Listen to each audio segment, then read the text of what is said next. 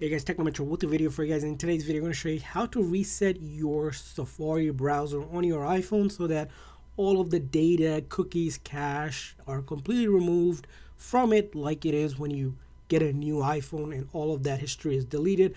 Now it's going to be really simple and easy to do. You want to follow these couple steps. First thing is you're going to want to go into your setting of your iPhone and then scroll down until you find the Safari setting. And once you find the Safari setting, there's a couple things you want to look at.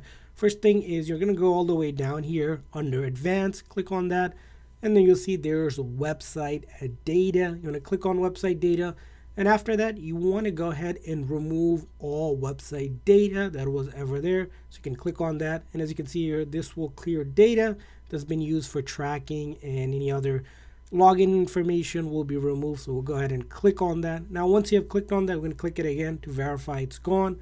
Now after that, we're going to go back to the Safari main setting. Instead of being in advanced, just swipe back, and this time we're going to go ahead and clear the history and the website data as well, and it will give you option to clear the time frame. So we're going to select all history, and then also if you like, you can close out all the tabs which you want to do, especially if you have maybe tens to hundreds of tabs open. We're going to click on that and it will clear out the tabs and the history and the website data and cookies all along with that.